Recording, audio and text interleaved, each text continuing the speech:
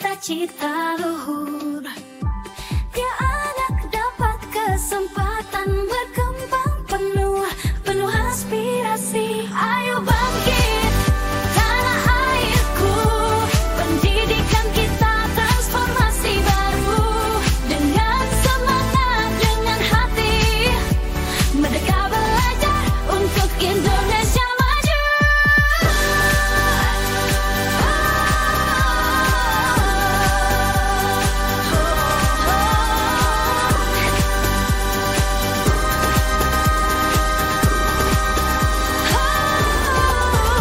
Ayo bangkit tanah airku, pendidikan kita transformasi baru. Dengan semangat, dengan hati, merdeka belajar untuk Indonesia maju. Setiap suara penting adanya, bersama kita ubah cerita. Muda tua sama berjuang, pendidikan kita kebanggaan bangsa. Ayo bangkit tanah airku, pendidikan kita transformasi baru. Dengan semangat, dengan hati. Oke, selamat pagi kita semua. Ya, terima kasih atas kesempatan diberikan untuk saya. Terima kasih atas kehadirannya untuk teman-teman guru SMA Negeri 1 ND. Oke, terima kasih atas waktu yang telah diberikan. Saya dari SMA Negeri 1 ND atas nama Febrian Debrito Anulango. Saya dari calon guru penggerak angkatan 11. Oke, hari ini materi yang akan saya paparkan itu aksi nyata modul 1.4 budaya positif. Oke, untuk materi hari ini ada 7 konsep budaya positif yang akan kita lihat bersama-sama. Yang pertama itu perubahan paradigma belajar. Yang kedua, disiplin positif. Yang ketiga, motivasi perilaku manusia. Yang keempat, kebutuhan dasar manusia. Yang kelima itu posisi kontrol manusia, maksudnya posisi kontrol restitusi. Yang keenam, keyakinan kelas. Dan yang terakhir, segitiga restitusi. Nah, ini adalah konsep-konsep penting yang ada dalam budaya positif. Itu di modul 1.4 di calon guru penggerak. Oke, kita masuk di materi yang pertama, pembelajaran dengan paradigma baru. Oke, pembelajaran paradigma baru merupakan pembelajaran yang berorientasi pada penguatan kompetensi dan pengembangan karakter yang sesuai dengan profil pelajar Pancasila. Jadi kita di guru-guru merdeka sekarang, profil pelajar Pancasila itu ada 6 dimensi profil pelajar Pancasila. Oke, yang pertama itu beriman, bertakwa kepada Tuhan Yang Maha Esa dan berakhlak mulia. Yang kedua, berkebenekaan global. Yang ketiga, bergotong royong. Keempat, kreatif.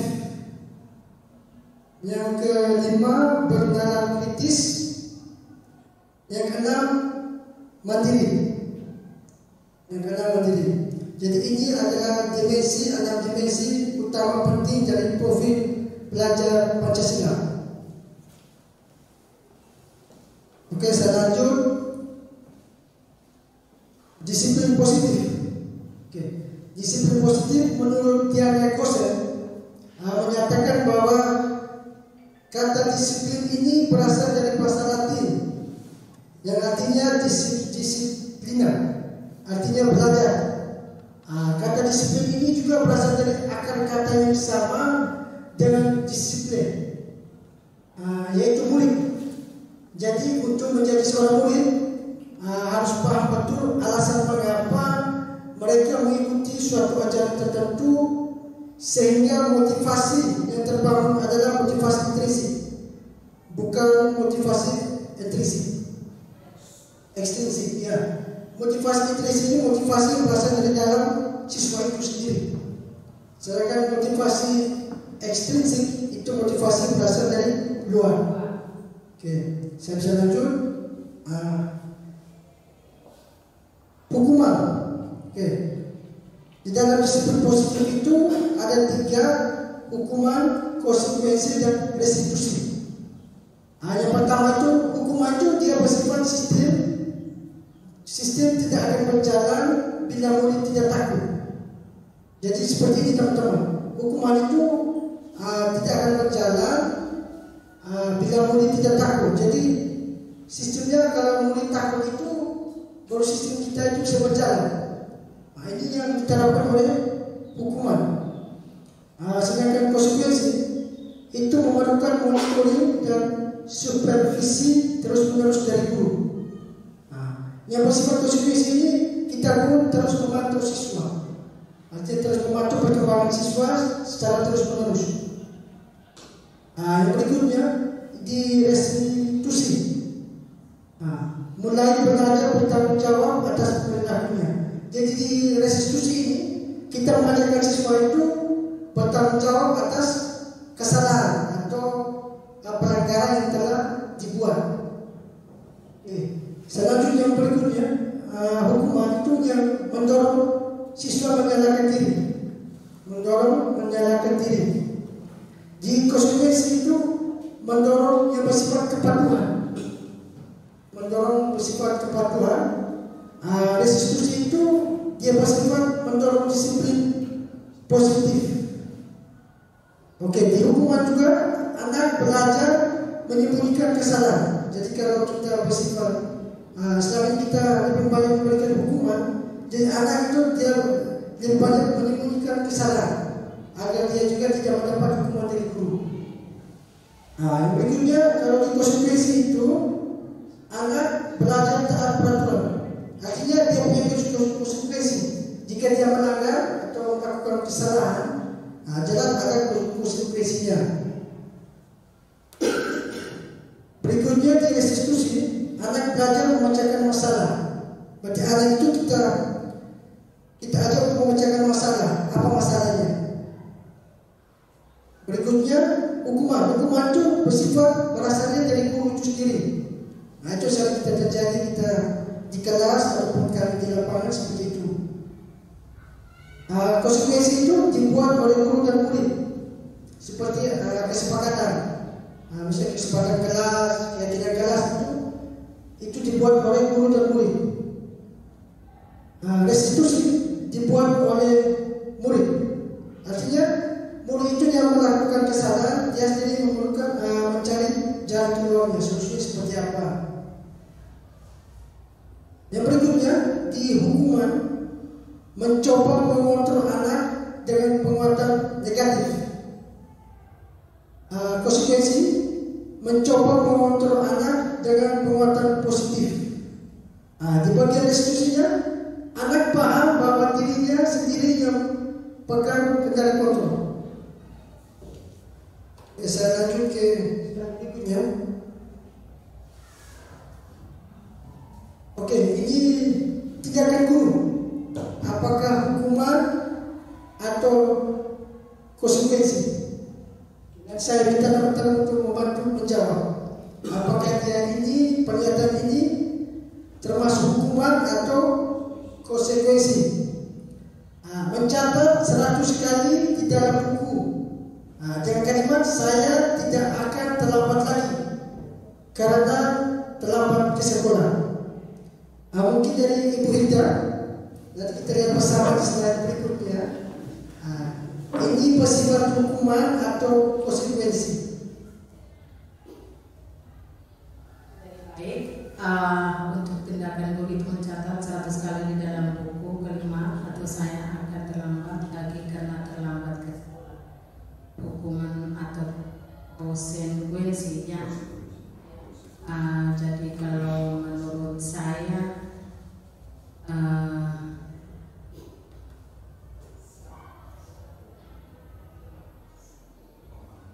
atau hukuman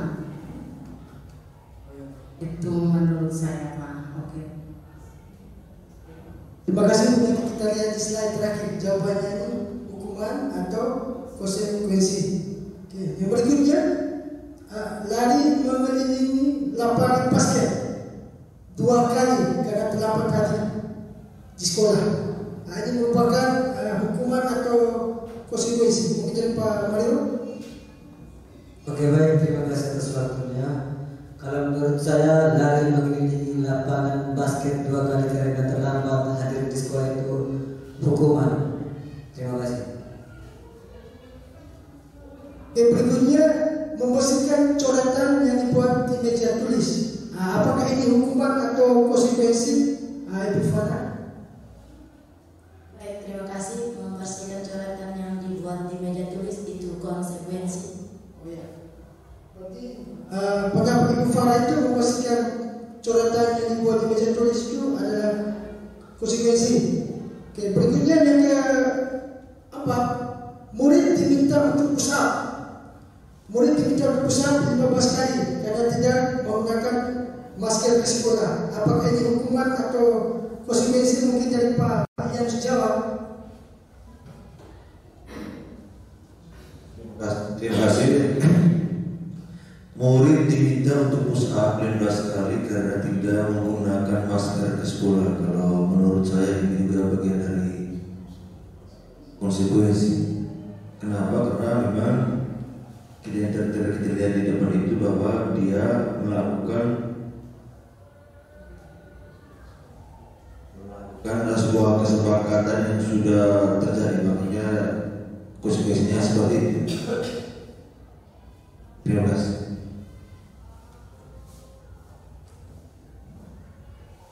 Mengganti kertas tugas teman yang telah dicoret-coret. Apakah ini hukuman atau konsekuensi? Mungkin. Oh ya, Pak Yusuf.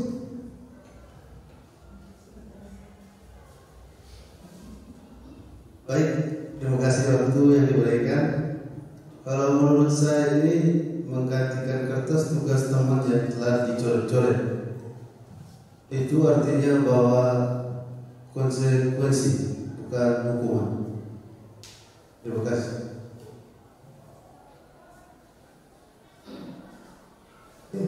Berikutnya berjemur di lapangan basket pukul 12 siang karena mengobrol dengan teman. Ini hukuman atau konsekuensi dari Ibu Nita mungkin? Terima kasih. Menurut saya berjemur di lapangan basket pukul 12 siang karena mengobrol dengan teman itu masuk hukuman. Terima kasih banyak. Yang terakhir, tindakan guru yang poin terakhir, murid diminta bertelanjang kaki sepanjang hari karena tidak menggunakan sepatu warna hitam sesuai peraturan sekolah. Ini hari saya lihat banyak telanjang kaki. Ini termasuk hukuman atau konsekuensi? Mungkin dari Ibu mungkin ada sekali Ibu yang menjawab. Baik, murid diminta bertelanjang kaki sepanjang hari karena tidak menggunakan sepatu warna hitam sesuai dengan peraturan sekolah. Jadi baik, untuk jawaban itu yang sudah ditetapkan ada aturan dari sekolah itu siswa diwajibkan untuk memakai sepatu yang berwarna hitam. Itu kalau menurut saya itu berupa hukuman. Terima kasih banyak. Oke teman-teman, mari kita lihat beberapa pernyataan yang telah saya sampaikan nanti. Apakah ini hukuman atau konsekuensi? Oke. Mencatat 100 kali di dalam buku kalimat saya tidak akan terlambat lagi karena terlambat ke sekolah adalah konsekuensi. Berarti banyak yang salah juga. Lari mengelilingi lapangan basket 2 kali karena terlambat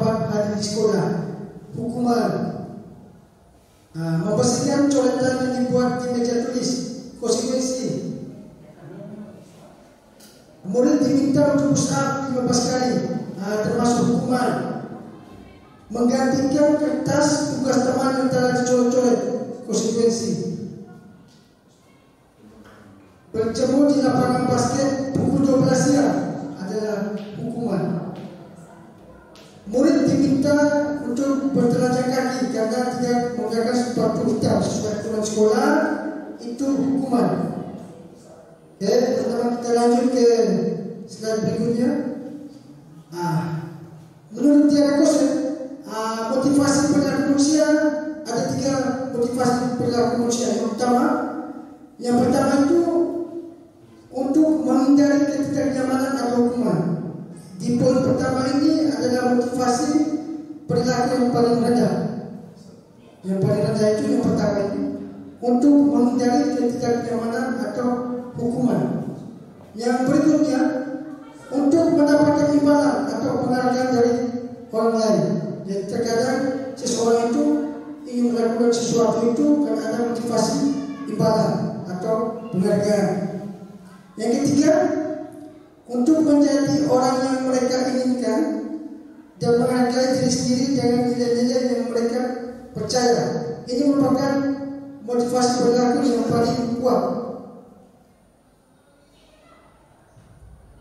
Saya lanjut, dihukum oleh penghargaan. Ini menurut Arvin Korn, saat kita berulang kali menjanjikan hadiah kepada anak-anak agar perilaku bertanggung jawab atau kepada seorang murid agar mempelajari sesuatu yang baru atau kepada seorang karyawan agar melakukan pekerjaan yang berkualitas, kita sedang berasumsi mereka tidak dapat melakukannya atau mereka tidak akan memilih untuk melakukannya. Ini teori pernyataan dari Arvin Korn.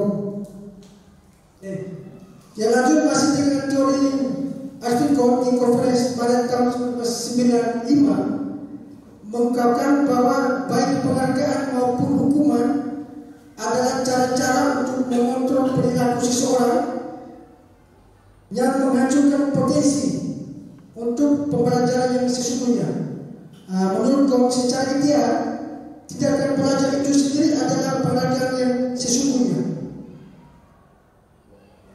Oke, kita lanjut ke teori Arvin Korn mengenai penghargaan. Yang pertama, penghargaan efektif jika kita menginginkan seseorang melakukan sesuatu yang kita inginkan dalam jangka waktunya pendek. Yang kedua, jika kita menggunakan penghargaan lagi dan lagi, maka orang tersebut akan bergantung pada penghargaan yang diberikan serta kehilangan motivasi dari dalam. Ini terkadang terjadi di kita di sekolah, khususnya di kelas. Terkadang anak ini tergantung kalau kita sudah membiasakan dengan memberikan penghargaan, nanti anak itu ketika melakukan sesuatu itu motivasinya hanya ingin mendapat penghargaan atau pujian. Seperti itu. Yang berikutnya penghargaan atau menghukum. Mereka yang tidak mendapatkan penghargaan, misalnya dalam sistem ranking, mereka yang mendapat ranking kedua akan merasa paling dihukum. Ini seperti guru-guru wali kelas itu biasanya siswa itu merasa bahwa saya sebenarnya ranking 1 kok kenapa saya ranking 2. Seperti itu. Ini penghargaan yang bersifat menghukum. Yang berikutnya memberikan penghargaan dan hukuman adalah hal yang sama karena keduanya mencoba mengendalikan perilaku seseorang. Oke, kita lanjut. Ini ada 5 kebutuhan. 5 kebutuhan dasar manusia. 5 kebutuhan dasar manusia. Yang pertama, kebutuhan untuk bertahan hidup. Kebutuhan untuk bertahan hidup ini terdiri dari sandang, pangan, merupakan hal yang bisa kita lihat secara kasat mata. Yang kedua itu kesenangan. Kesenangan. Yang ketiga cinta dan kasih sayang. Yang berikutnya kebebasan. Kebutuhan dasar yang keempat ini kebebasan. Yang kelima itu penguasaan. Inilah 5 kebutuhan dasar dari manusia. Oke, ini contoh kasusnya. Kebutuhan dasar contoh kasusnya ibu apa guru kelas 2A di SD Pelita Hati sedang bingung menghadapi pula salah satu murid di kelasnya. Namanya itu berapa anak di kelas 2A telah datang padanya dan mengeluhkan Doni yang seringkali meminta bekal makan siang mereka dengan paksa. Jika Anda menghadapi situasi tersebut, apa yang Anda lakukan? Menurut Anda kira-kira apa alasan Doni melakukan hal tersebut? Kita kembali ke mengenai teori 5 teori dasar manusia. Mungkin dari Ibu Rita bisa mengambil beberapa poin mengapa Doni melakukan tersebut. Mungkin dia bertahan itu, atau mungkin ada di sisi kesenangannya ada di poin mana, di kalimat mana yang menunjukkan bahwa Doni ini membutuhkan kesenangan atau ingin bertahan itu, atau juga membutuhkan kasih sayang. Mungkin dari saya Ibu Rita mungkin bisa menyampaikan.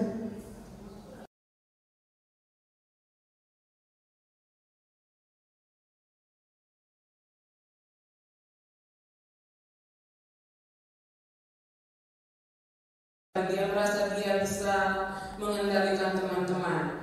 Juga mungkin saja dia butuh perhatian dari teman-teman seperti itu, atau mungkin memang dia belum, ya perhatian itu dalam bentuk dia belum makan dan dia minta teman yang lain, tapi dengan kondisi memaksa teman untuk berbagi makanan dengan dia. Baca dari saya. Mungkin saya minta satu lagi untuk contoh kasus kebutuhan dasar manusia ini. Kita di sisi Ibu Ahmad sebagai guru kelas 2 dari Ibu ada Pak Polikan.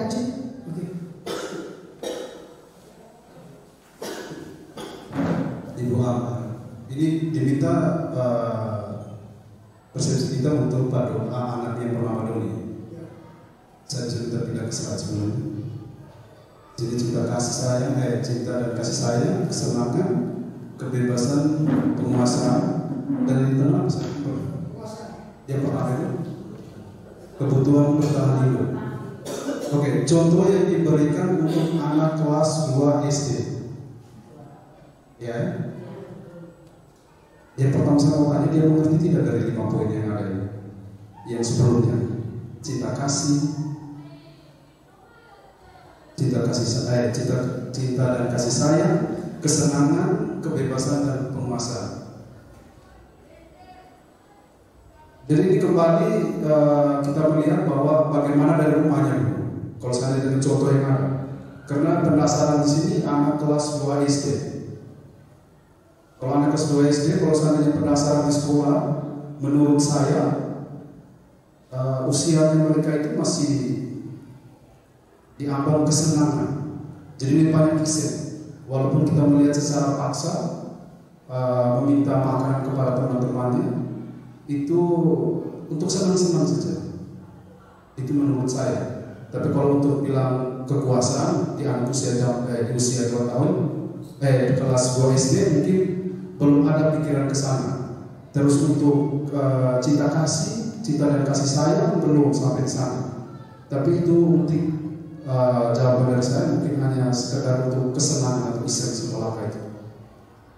Oke, terima kasih. Terima kasih Pak Rika. Kita lanjut ke contoh kasus kedua. Dinda seorang anak kelas 3 SD. Begitu tiba di rumah sepulang dari sekolah, menangis dan mengaku pada ibunya bahwa dia benci pada Ibu Rani gurunya. Menurut Anda, kebutuhan apa yang berusaha dipenuhi oleh Dinda? Jika jawabannya seperti ini, bila Anda berada dalam posisi Ibu Rani dan mendengar informasi dari Ibu Dinda tentang perasaan Dinda hari itu, apa yang akan Anda lakukan pada Dinda ketika Dinda masuk sekolah agar kebutuhan Dinda bisa terpenuhi? Kita lihat jawaban Dinda. Ibu guru bilang, aku tidak boleh bersenandung sewaktu mengerjakan tugas.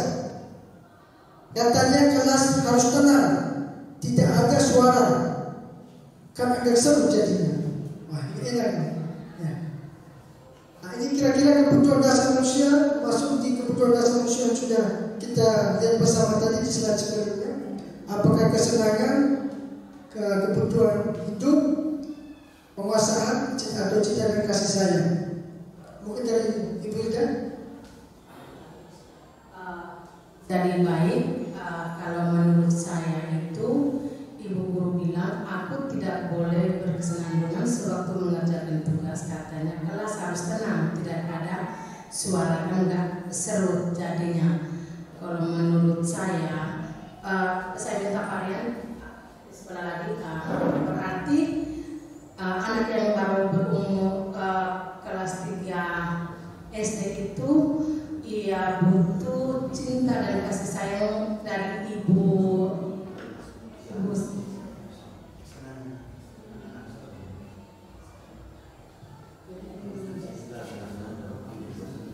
Rani. Itu menurut saya, Pak. Oke, makasih. Butuh kasih sayang, cinta dan kasih sayang khususnya untuk siswa tadi itu. Ya. Jadi kebutuhan tidak itu kebutuhan kasih sayang. Nah, nanti kita lihat di slide yang berikutnya. Ibu guru tidak menyapaku hari ini, padahal aku pakai jepit rambut baru. Apakah ini sebuah kebutuhan ini kesenangan, penguasaan, atau seperti apa? Mungkin dari Ibu. Nah, kita lanjut.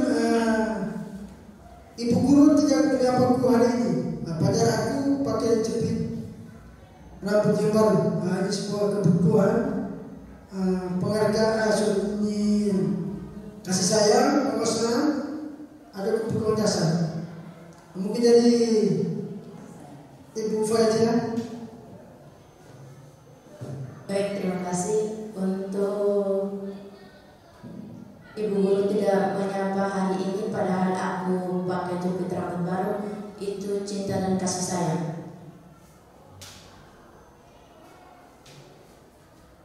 Aku bosan masa belajarnya cuma gitu-gitu aja. Jangan ibu guru aja. Ini kebutuhan atau tentang penguasaan, kasih sayang, atau mungkin dari Ibu Hilda.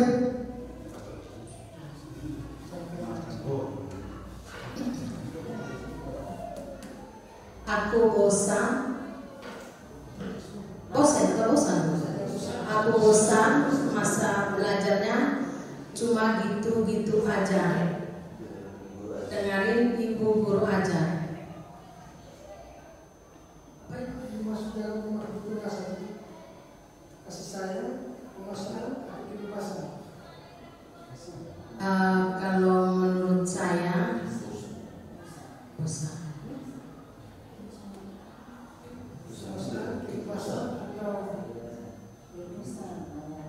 Aku bosan masa belajarnya cuma gitu-gitu aja, yaitu ibu guru aja. Berarti menurut saya itu dia merasa bosan. Ada ya? Iya, maksud saya seperti itu.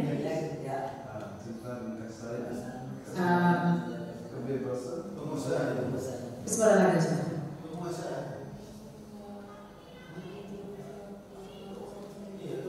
Kalau menurut saya itu ada kebebasan atau tidak ada? Ada ya, kebebasan.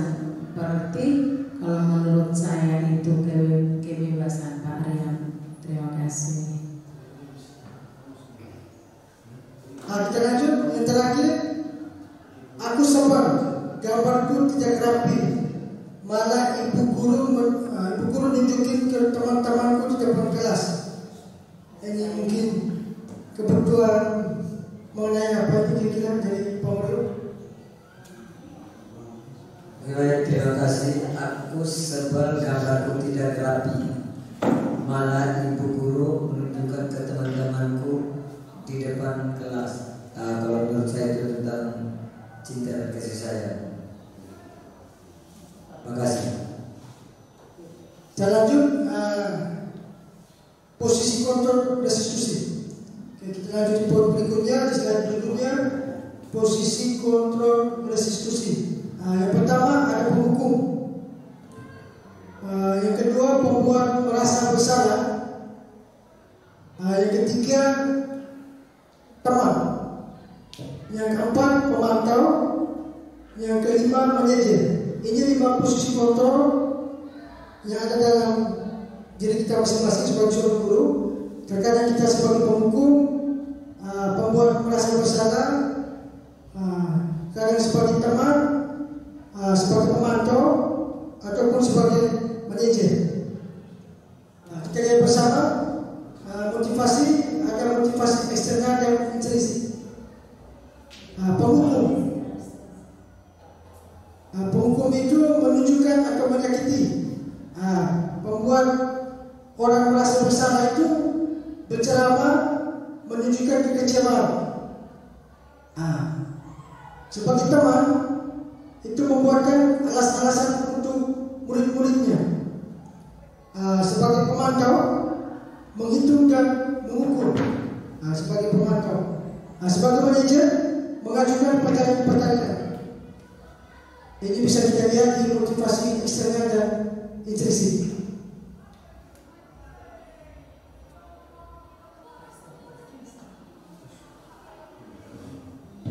Oke, selanjutnya saya kecewa sekali dengan kamu. Ini masuk di posisi kontrol restitusi yang apakah penghukum, pembuat merasa bersalah, teman, pemantau atau sebagai manajer. Saya kecewa sekali dengan kamu. Ada 5 posisi kontrol. Kira-kira 5 posisi kontrol yang mana salah satunya? Dari kelima 5 posisi kontrol. Saya kecewa sekali dengan kamu. Sebagai manajer. Oke, nanti kita lihat. Yang berikutnya, kamu tidak pernah melakukannya. Yang berikutnya, ayolah lakukan demi saya.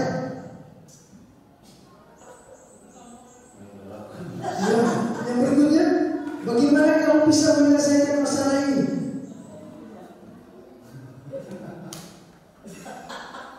Yang berikutnya, kamu selalu yang paling terakhir. Kamu tidak akan mendapatkan bintang bila tidak menyelesaikan tugas ini. Berapa kali sih saya sudah mengatakan kepada kamu, ingat bukan apa yang telah saya lakukan untuk kamu. Kamu tidak akan pernah berhasil dalam kehidupan ini. Yang terakhir, apa rencanamu untuk menyelesaikan ini? Kita lihat pakai segi kamu.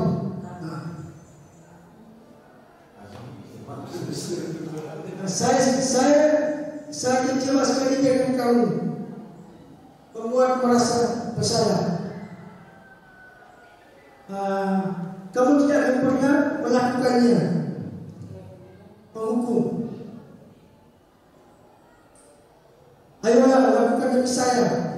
Ini jatuhnya bagi teman.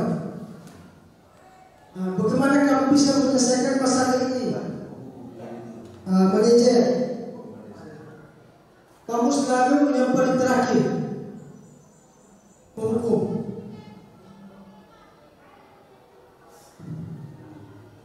Kamu tidak akan mendapatkan bintang bila tidak menyelesaikan tugas pemantau. Berapa kali saya sudah mengatakan kepada kamu membuat merasa bersalah.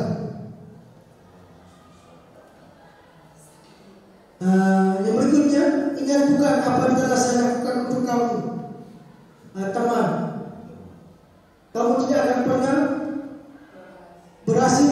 penumpang ini, penghukum. Yang terakhir, apa rencanamu untuk menyelesaikan ini? Manajer.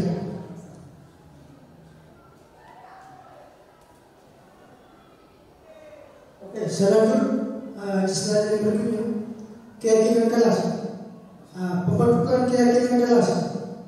Yang pertama, keyakinan kelas berupa pernyataan-pernyataan universal, pernyataan-pernyataan yang bersifat secara umum. Nanti dari kalimat negatif, baru kita ke kalimat positif. Biasanya keyakinan kelas itu dari pernyataan-pernyataan yang masih negatif kita buat, kita arahkan ke kalimat-kalimat positif yang akan menjadi sebuah keyakinan kelas. Yang berikutnya, yang kedua, pernyataan keyakinan kelas senantiasa dibuat dalam bentuk positif. Berarti kalimatnya bersifat positif. Yang berikutnya, keyakinan kelas hendaknya tidak terlalu banyak sehingga mudah diingat dan dipahami oleh semua warga kelas. Jadi konteks kalimatnya sederhana dan mudah diingat. Yang berikutnya, keyakinan kelas sebaiknya sesuatu yang dapat diterapkan di lingkungan tersebut. Jadi hal-hal yang bisa diterapkan di lingkungan sekolah, khususnya di lingkungan kelas. Yang terakhir, semua warga kelas hendaknya ikut berkontribusi dalam pembuatan keyakinan kelas lewat kegiatan curah pendapat. Jadi hal-hal pendapat yang sudah disampaikan oleh murid, jadi semuanya berpartisipasi aktif dari keyakinan kelas yang telah dibuat bersama. Ini keyakinan kelas sudah kami buat sebelumnya. Ini ada proses pembuatan keyakinan kelas. Kita mengumpulkan berbagai macam ide dan gagasan dari setiap murid, kemudian kita kelompokkan menjadi satu beberapa poin keyakinan kelas yang akan diterapkan di kelas maupun di lapangan. Ini proses pembuatan, proses pengajaran keyakinan kelas. Jadi ide-ide, gagasan-gagasan yang diungkapkan setiap murid nanti kita kelompokkan menjadi beberapa kalimat positif keyakinan kelas.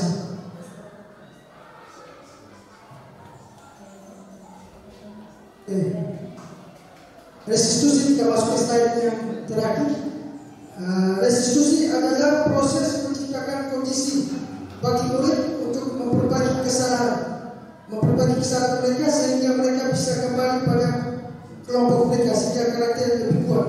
Jadi pengertian restitusi ini artinya penerapan yang menciptakan bagaimana kita mencari kesalahan murid sehingga dia kembali pada karakter yang semula. Jadi restitusi ini kita tidak mencari kesalahan pada murid, tapi kita melihat hal apa menjadi sebab dia melakukan sebuah kesalahan atau pelanggaran itu. Ciri-ciri restitusi yang pertama, restitusi bukan untuk menebus kesalahan, namun untuk belajar dari kesalahan. Berarti dia belajar dari kesalahan. Yang kedua, restitusi itu memperbaiki hubungan. Contohnya mungkin misalnya di antara sama teman saling cecok, saling marah, dia menggunakan segitiga restitusi ini bisa memperbaiki hubungan. Yang berikutnya, restitusi ini tawaran bukan paksaan. Jadi restitusi lebih bersifat menawarkan, bukan memaksa. Yang berikut, restitusi menuntun untuk melihat ke dalam diri. Kita mengarahkan murid, kita mengarahkan dia supaya menuntun dia ke dalam dirinya. Yang berikutnya, restitusi fokus pada karakter, bukan tindakan.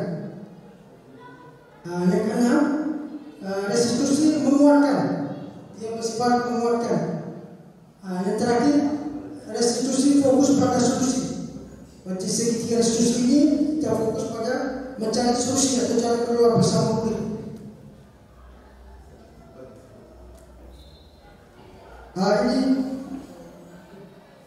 Ini segitiga restitusi. Segitiga restitusi yang pertama itu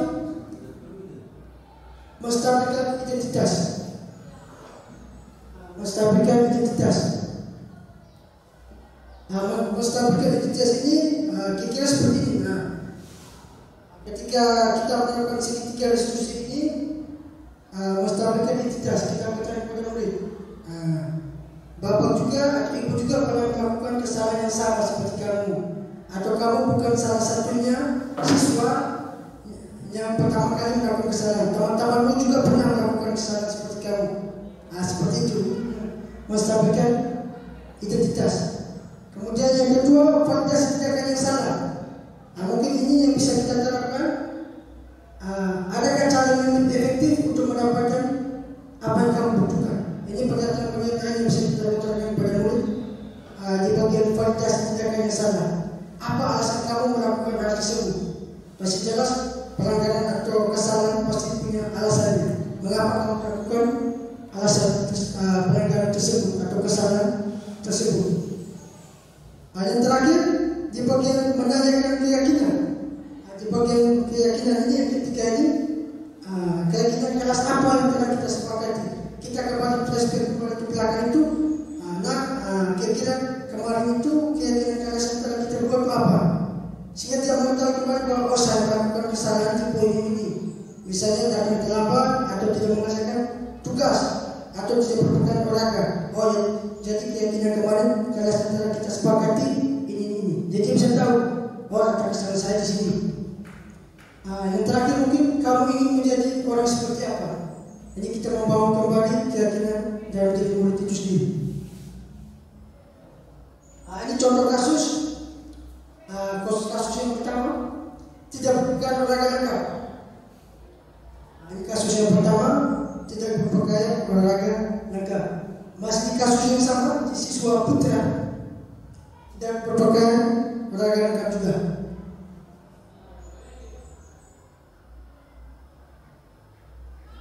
Kasus kedua, tidak mengerjakan tugas PJOK tepat waktu. Dia tidak saat periksa tugas di kelas lapangan siswa ini belum mengerjakan tugas PJOK. Termasuk sampai di kasus yang kedua. Inilah penerapan segitiga restitusi. Semoga video bisa saya putar. Bisa. Mari kita lihat penerapan segitiga restitusi di kasus yang pertama. Yang tidak berpegang olahraga lengkap.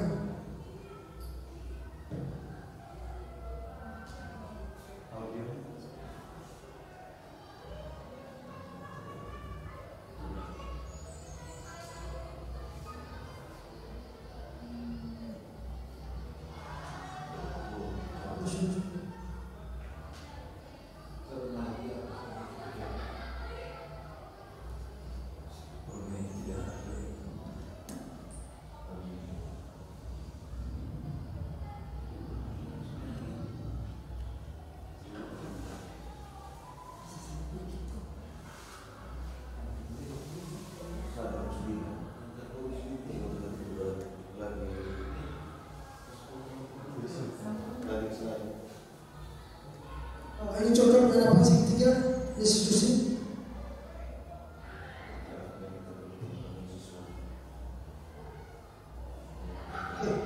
Lanjut, ini masih penerapan segitiga restitusi kasus yang satu, yang pertama.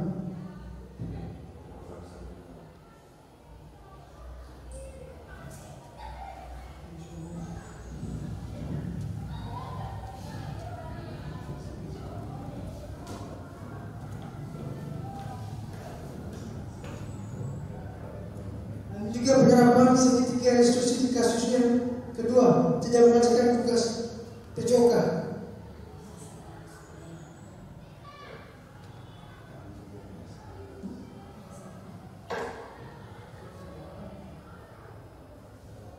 Oke, ini yang slide terakhir. Budaya positif di lingkungan sekolah bukan hanya tentang menciptakan lingkungan yang menyenangkan, tetapi juga tentang membangun fondasi yang kokoh untuk pertumbuhan dan perkembangan setiap individu.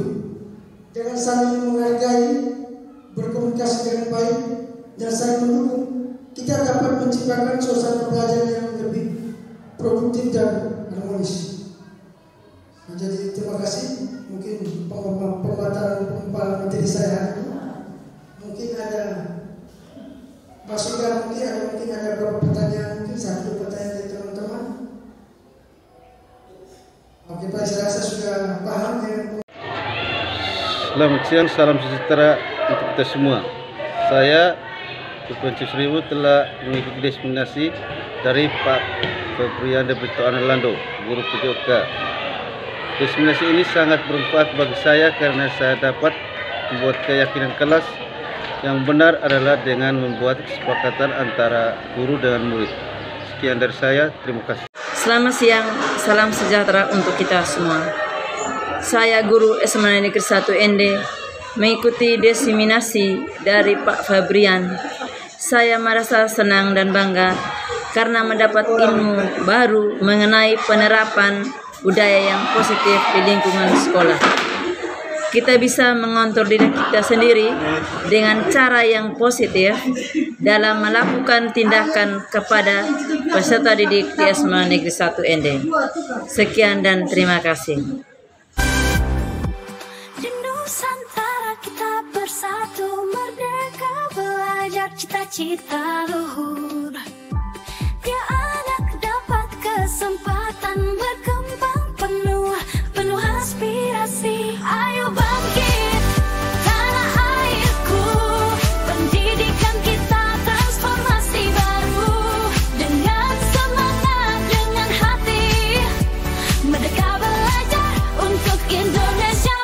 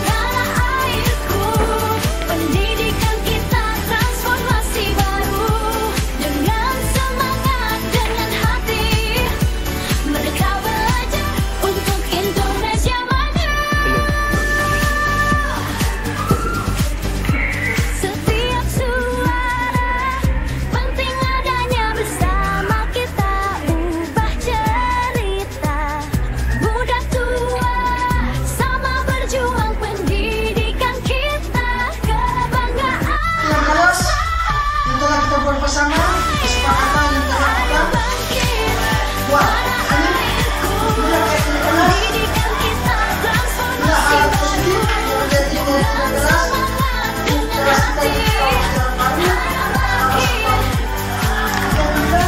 tanda tangan hasil tanda tangan misalnya supaya menjadi tanda kita. Selamat pagi untuk kita semua. Salam olahraga. Ya. Selamat pagi untuk kita semua. Hari ini kita masuk dengan keyakinan kelas. Apa keyakinan kelas itu? Yang pertama, keyakinan kelas ini berbeda dengan aturan kelas. Nah, di sini kita akan membuat keyakinan kelas itu. Yang kedua, keyakinan kelas adalah penerapan disiplin positif sesuai dengan kesepakatan kelas. Kesepakatan kelas bersama. Nah, yang berikutnya, keyakinan kelas akan menggerakkan atau mengubah kelas menjadi lebih baik. Artinya lebih ke arah yang positif, khususnya pembelajaran kita sehari-hari. Yang berikutnya, kalau aturan kelas itu biasanya tertulis. Nah, contohnya, tidak boleh datang terlambat, tidak boleh mengganggu teman, tidak membuang sampah, dan lain sebagainya.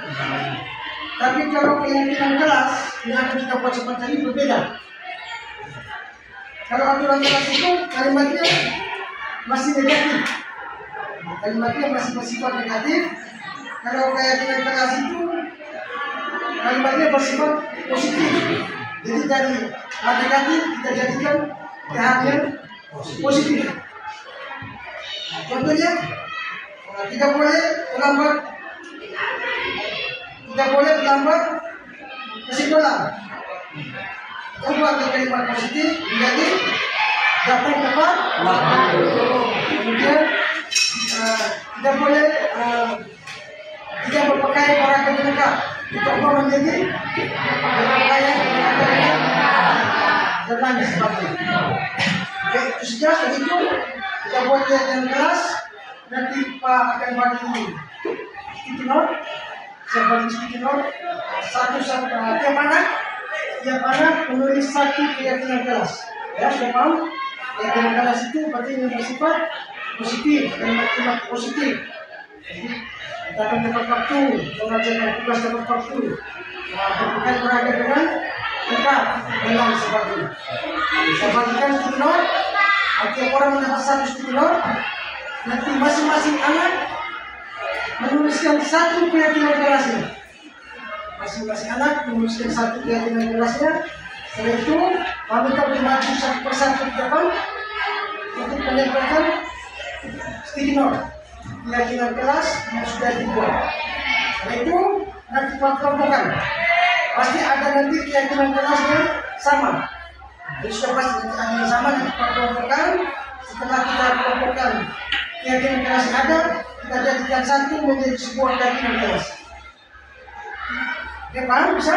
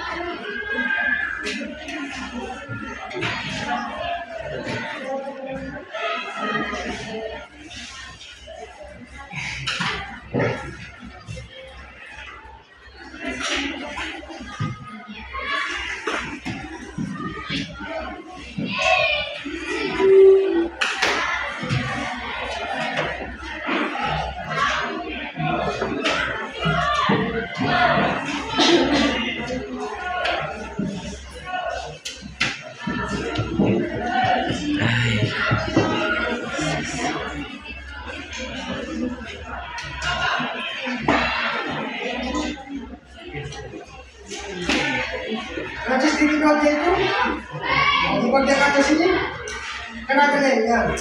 Oke, nanti tulisnya di bagian depan lem. Nah, dan nanti bagian belakang ini ada lem itu yang penting patang. Ya, tulisan nanti lurus supaya jangan menyantum. Ada lemnya bagus.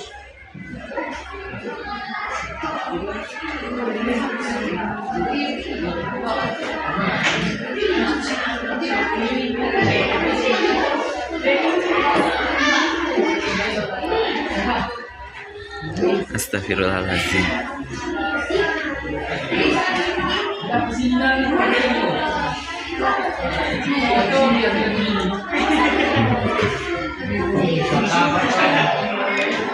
Stay me now.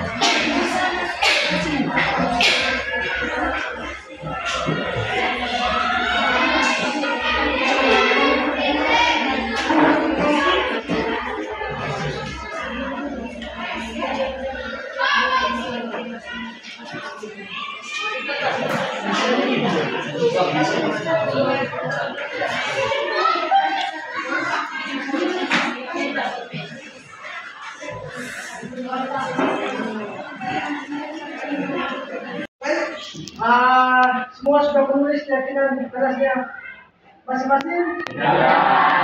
Silakan maju satu persatu, jaga kapan-kapan, setelah itu kita lihat bersama dan kita kelompokkan menjadi sebuah keyakinan keras. Mari silakan satu persatu maju untuk.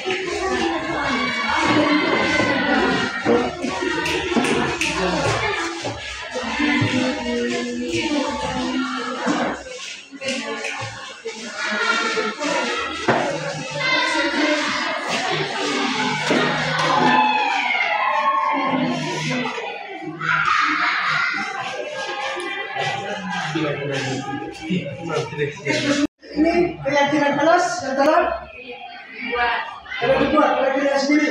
Mari kita lihat ada berapa yang masih banyak masih sama. Masih ada yang sama, nanti kita kelompokkan menjadi beberapa poin menjadi sebuah keyakinan kelas. Oke, datang tepat waktu ke sekolah. Datang tepat waktu sekolah, kemudian disiplin waktu. Disiplin waktu.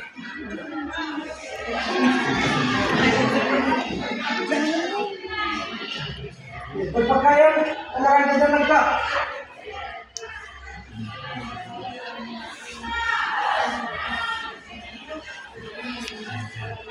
Mengumpulkan tugas tepat waktu.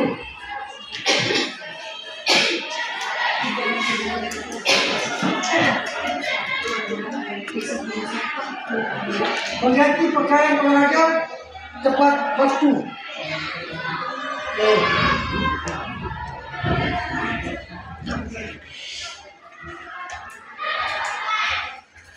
Jangan main HP saat pembelajaran berlangsung.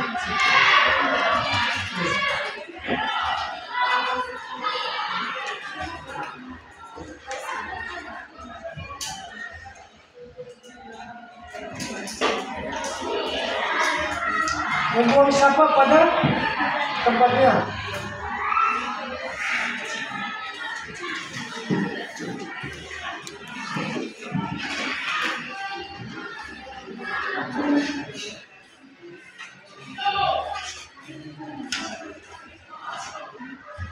Berdoa sebelum dan sesudah pelajaran langsung. Berdoa sebelum dan sesudah pelajaran.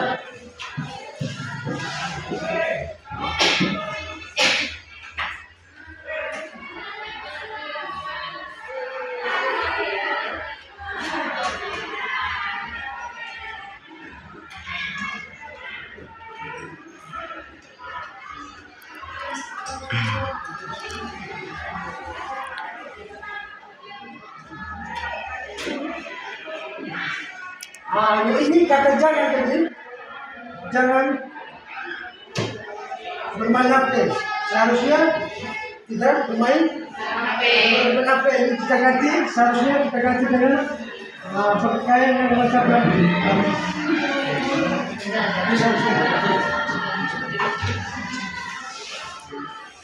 Oke, ini ada beberapa poin yang kita ambil untuk menjadi keyakinan kelas. Yang pertama, datang tepat waktu. Datang tepat waktu.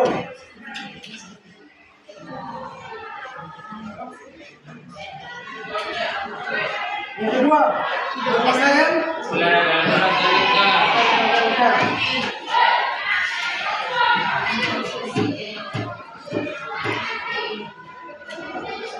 Yang ketiga,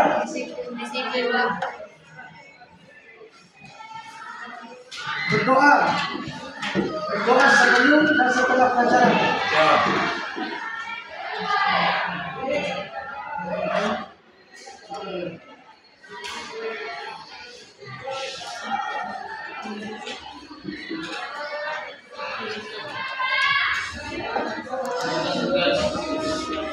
Mengumpulkan tugas tepat waktu.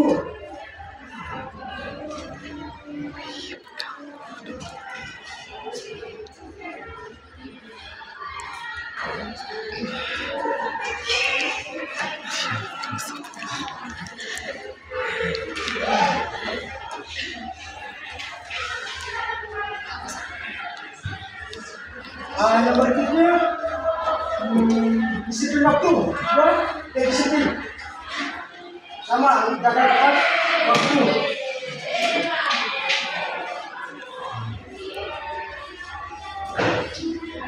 Kemudian terakhir membuang sampah pada tempatnya.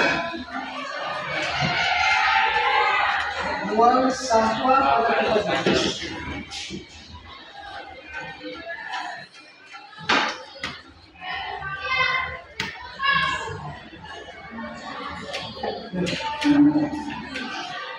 Datang tepat waktu. Itu datang tepat waktu baik di sekolah maupun di jam pelajaran yoga. Yang berikutnya, inilah hasil keyakinan kelas. antara kita sepakati bersama. Yang pertama datang tepat waktu. Yang kedua berpakaian olahraga dengan lengkap. Jam pelajaran beryoga itu sudah pasti harus dipakaian olahraga lengkap. Ini dan kostum olahraganya. Kalau satu tidak paham nanti pakainya gado. Atas lain di bawah lain atas lain. Oke. Yang berikutnya berdoa sebelum dan setelah beryoga. Yang keempat, menunjukkan tugas tepat waktu. Jadi saat Pak memberikan tugas, wajib mengumpulkan tugasnya tepat pada waktunya, supaya nilainya bisa baik. Yang kedua, yang terakhir, membuang sampah pada tempatnya. Jadi baik di sekolah maupun saat jam pelajaran visual dan lapangan, sampah-sampah itu dibuang pada tempatnya. Kalau kalian ada jajan atau apa snack, setelah jam beryoga masih jajan, maka di lapangan saat itu langsung dibuang sampahnya pada tempatnya. Oke, jadi ini adalah hasil keyakinan kelas untuk kelas 11-9. Oke, selamat pagi, terima kasih untuk kita semua. Selamat pagi, perkenalkan nama saya Cahaya Berlian Putri, siswa SMA Negeri 1 ND. Persamaan saya setelah membuat keyakinan kelas bersama Varian, saya merasa senang karena dapat mengungkapkan pendapat saya dalam membuat keyakinan kelas yang saya inginkan.